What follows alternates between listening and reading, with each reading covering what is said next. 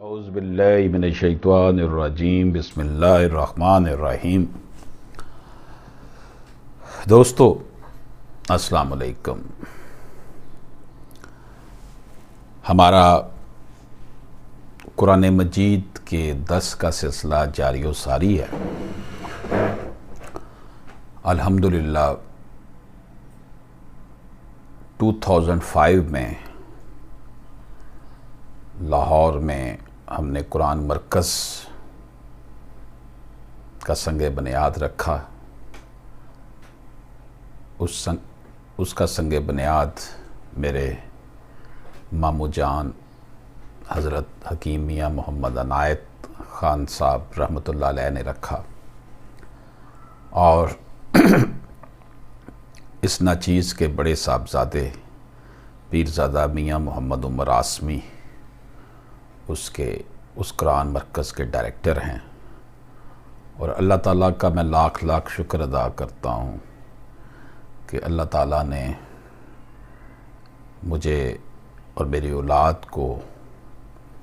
قرآن سے محبت کرنے والوں کی صف میں شامل کر رکھا ہے۔ آج ہم سورۃ توبہ کی آخری 2 آیات کے حوالے سے بات کریں گے۔ لَقَدْ جَاءَكُمْ رَسُولٌ مِّنْ أَنفُسِكُمْ عَزِيزٌ عَلَيْهِ مَا عَنِتُّمْ حَرِيصٌ عَلَيْكُمْ بِالْمُؤْمِنِينَ رَءُوفٌ رَحِيمٌ۔ لوگو، تمہارے پاس تم ہی میں سے ایک پیغمبر آئے ہیں، تمہاری تکلیف ان کو گراں معلوم ہوتی ہے اور تمہاری بھلائی کے خواہش مند ہیں، اور مومنوں پر نہایت شفقت کرنے والے اور مہربان ہیں۔ اس کے بعد جو آخری آیت ہے اس میں کہا گیا فَإِن تَوَلُّوا فَقُلْ حَسْبِيَ اللَّهُ لَا إِلَٰهَ إِلَّا هُوَ عَلَيْهِ تَوَكَّلْتُ وَهُوَ رَبُّ الْعَرْشِ الْعَظِيمِ۔ پھر اگر یہ لوگ پھر جائیں اور نہ مانیں تو کہہ دو کہ خدا مجھے کفایت کرتا ہے، اس کے سوا کوئی معبود نہیں، اسی پر میرا بھروسہ ہے، وہی عرش عظیم کا مالک ہے۔ دوستو، سورۃ توبہ کی جن 2 آیات کا آخری 2 آیات کا ہم نے ترجمہ اور تشریح دیکھی ہے، اس میں خاص طور پر جو ہے وہ اللہ پاک فرماتا ہے ہمارے پاس تم ہی میں سے ایک پیغمبر آئے ہیں، اور جن کو گراں گزرتا ہے کہ تمہیں تکلیف ہو۔ دوستو، یہ سورت فتح مکہ کے بعد سال 9 ہجری میں نازل ہوئی، جس زمانے میں منافقین ایک طرف مسلمانوں کے درمیان سازش اور روڑے اٹکانے میں مشغول تھے اور اندر اندر گروہ کی صورت بنا رہے تھے، اور دوسری طرف اغیار اور اسلام کے دشمنوں سے رابطہ برقرار کر رہے تھے۔ لیکن ان تمام سازشوں، جنگ تبوک میں شرکت اور پیغمبر حضرت محمد مصطفیٰ صلی اللہ علیہ وآلہ وسلم نیز مسلمانوں کی مالی اور فوجی اعتبار سے مدد نہ کرنے اور رسول اکرم صلی اللہ علیہ وآلہ وسلم کو اذیت دینے کے باوجود پروردگار مختلف مواقع پر اپنے قہر و غضب کے ساتھ ساتھ صبر و رحمت اور توبہ کا تذکرہ کرتا ہے، اور ان کے کارناموں سے آگاہ تھے، لیکن پھر بھی بیشتر مواقع پر ان کے ساتھ عام برتاؤ کرتے تھے۔ لہٰذا وہ پیغمبر صلی اللہ علیہ وآلہ وسلم کو اذیت دیتے اور کہتے تھے وہ تو صرف کان ہیں، ہم جو کچھ ہم کہتے ہیں سنتے ہیں اور جلدی یقین کر لیتے ہیں۔ لہذا خدا نے اپنے پیغمبر صلی اللہ علیہ وآلہ وسلم سے فرمایا، اے پیغمبر صلی اللہ علیہ وآلہ وسلم، آپ کہہ دیجئے کہ تمہارے حق میں بہتری کے کان ہیں اور صاحبان ایمان کے لیے رحمت ہے۔ لہٰذا اگر سورۃ توبہ کے مطالب پر توجہ کی جائے تو اس کی آخری آیتوں سے یہ نتیجہ نکلتا ہے کہ یہ آیتیں پیغمبر حضرت محمد مصطفیٰ صلی اللہ علیہ وآلہ وسلم کی اخلاقی سیرت، اس سے فائدہ حاصل کرنے اور اللہ کی عام رحمت سے توسل کو بیان کرتی ہے۔ اس کے بعد مسئلہ توحید بیان کرتے ہوئے اور یہ کہ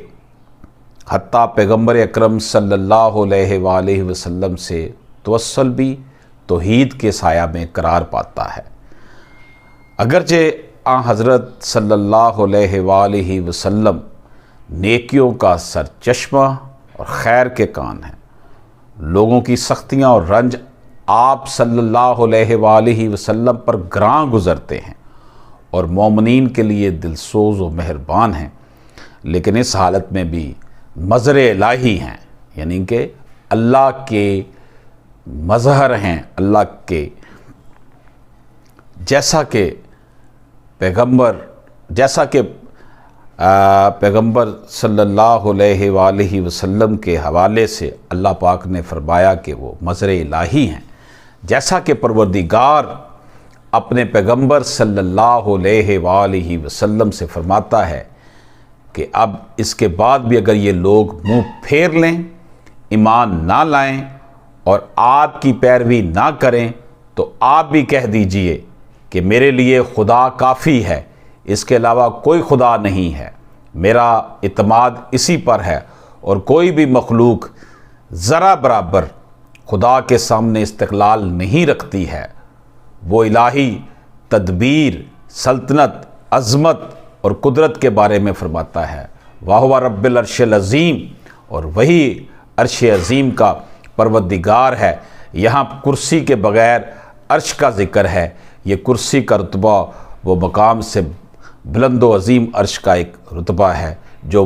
مطلب کی اہمیت کو بیان کر رہا ہے۔ دوستو، ان آیات میں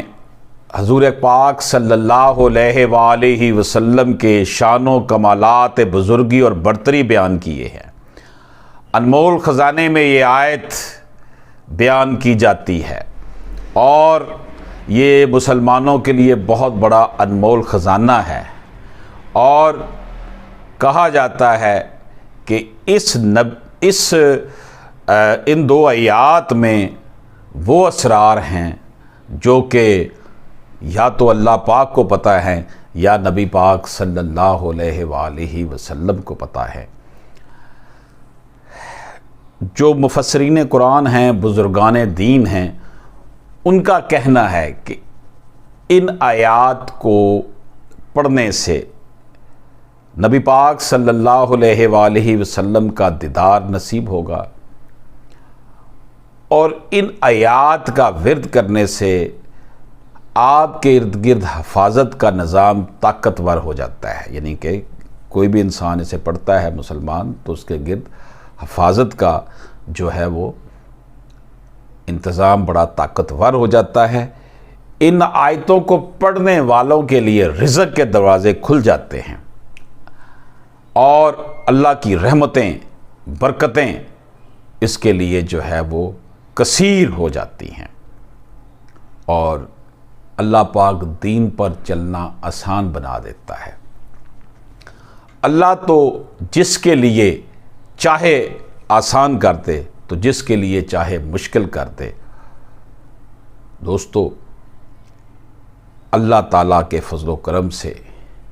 ان آخری دو آیات کی بڑی فیوز و برکات ہیں۔ بزرگان نے دین سے ہم نے یہ سنا بھی ہے اور پڑھا بھی ہے کتابوں میں کہ جو بندہ جس دن اس نے یہ چیز پڑھی ہوگی اس دن تو اسے موت بھی نہیں چھوئے گی آ کر۔ اتنی فضیلت ہے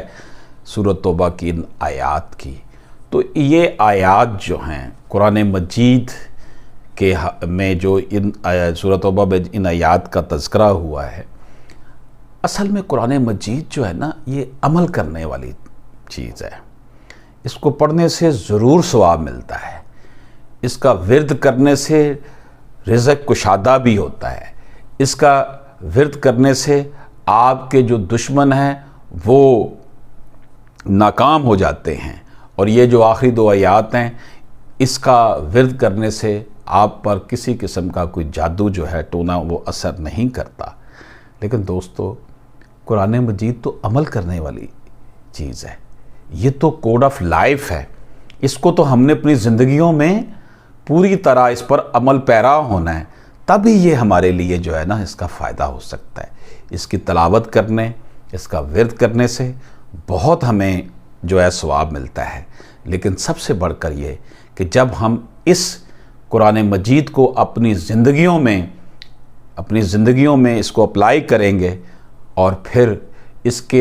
میں جو قوانین بیان کیے گئے ہیں قرآن مجید میں، اللہ پاک نے ہر حوالے سے، سماج کے حوالے سے، معاشیات کے حوالے سے، عمرانیات کے حوالے سے، غرض یہ کہ قانون، فقہ، فلسفہ، تمام حوالوں سے انسانیت کی جو ہے وہ رہنمائی فرمائی ہے۔ قرآن کا سبجیکٹ میٹر ہی انسان ہے، اور انسان کی بھلائی کے لیے اسے پورا طور طریقہ جو ہے قرآن پاک میں بیان کیا ہے، اور یہ قرآن پاک ہمیں اللہ پاک نے نبی پاک صلی اللہ علیہ وآلہ وسلم کے توسل سے ہمیں جو ہے وہ عطا فرمایا ہے۔ تو قرآن مجید کو پڑھیں، قرآن مجید کے جو دروس ہیں اس کا درس کا انعقاد کرنا چاہیے، اور اپنی اولادوں کو، خود بھی اور اپنی اولادوں کو بھی